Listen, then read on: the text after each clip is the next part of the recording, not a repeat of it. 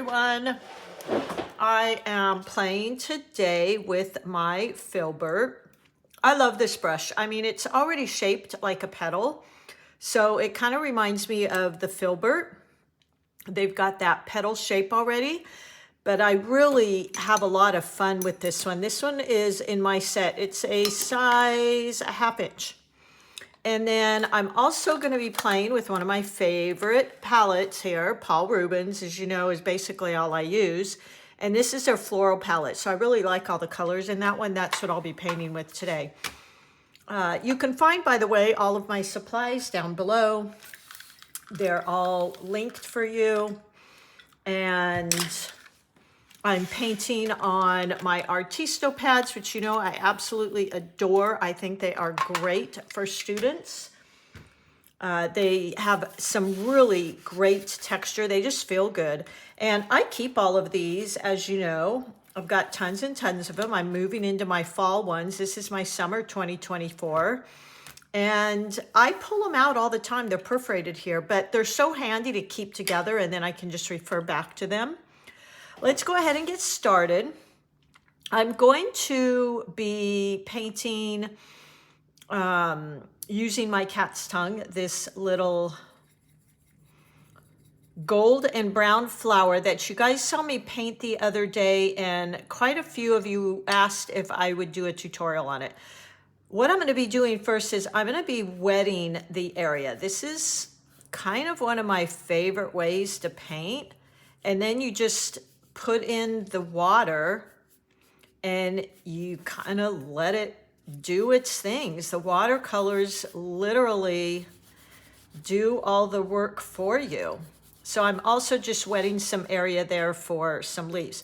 All right, so I'm going to go into kind of my goldy brown yellow, and I just start laying in some of these colors into that water that's already there.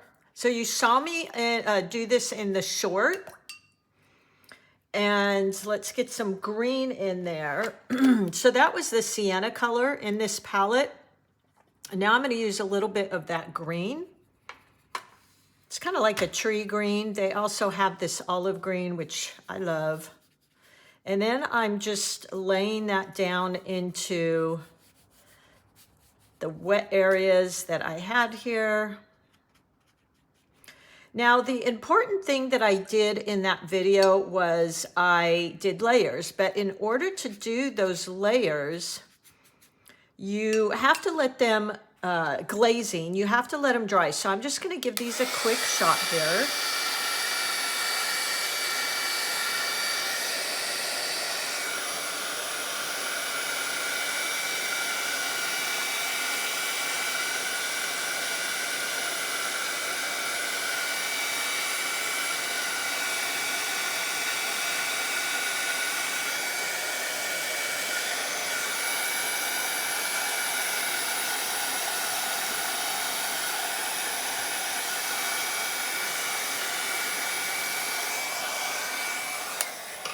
And it's dry.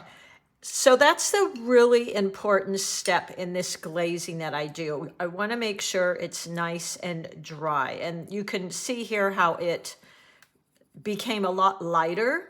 Now I'm going to pick up that sienna color, and I'm going to go in and use quite a heavy, so probably 80% pigment, 20% water.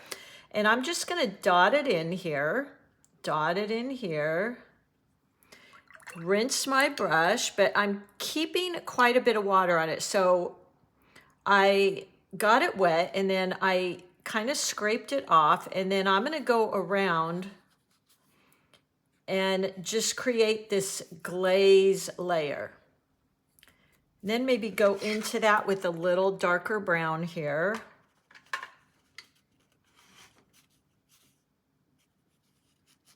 Like that. And now I can do the same thing with the leaves here. So I can go in there with some of this olive green from the palette, the Paul Rubens palette. And now rinse my brush. And let me show you.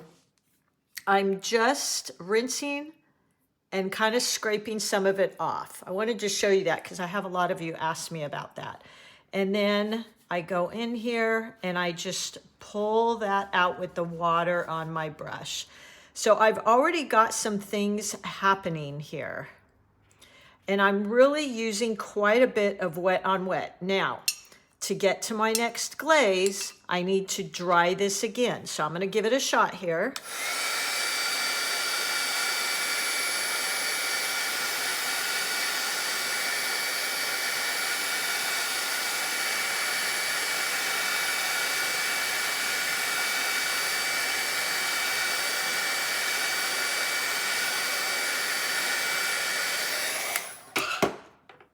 So there we go, that's nice and dry again, and I'm going in for yet another glazed layer.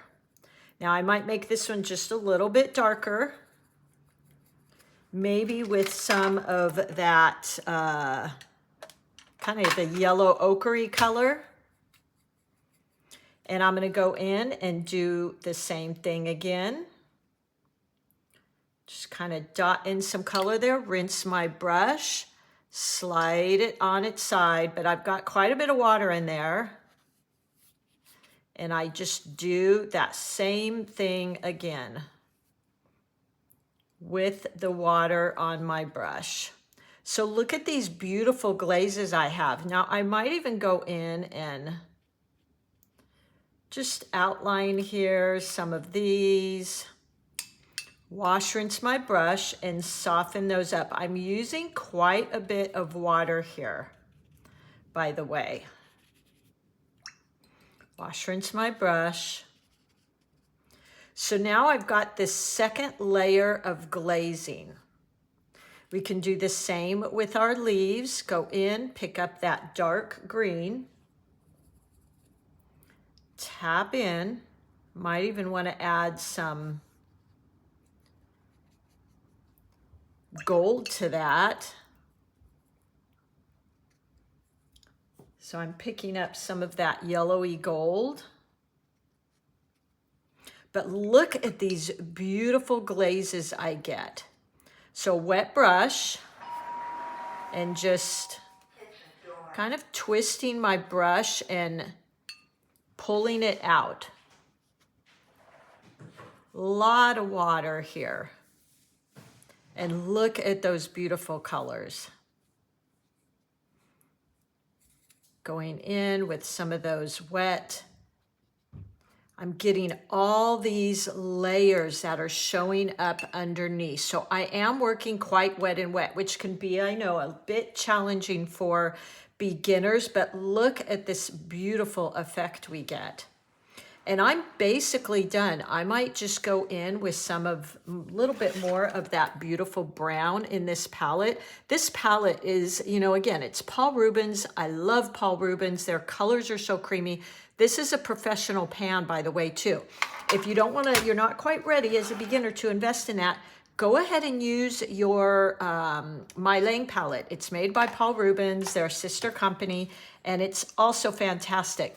But look at these beautiful layers in here. Isn't that gorgeous? The only other thing I might do now is just go in and I'm gonna wet that again because I want that really washy.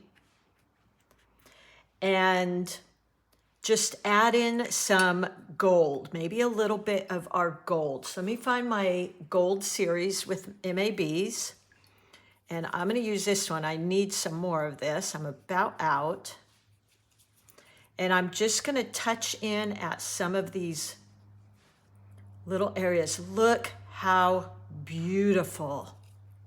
If you have not tried these MABs, they are fantastic. And I love her. So I'm just going in and letting that layer of the gold, I don't want to cover up too much of those beautiful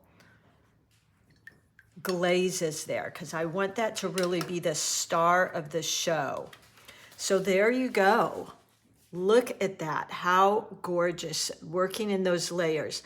The trick to that glazing is to always dry each layer and use a light wash for each layer. So you want to use maybe 80% water, 20% of your pigment. And as you layer, you're going to get darker and darker. Now, when I went in with a fuller concentration, but I added a lot of water. And then the last thing I think I might do here,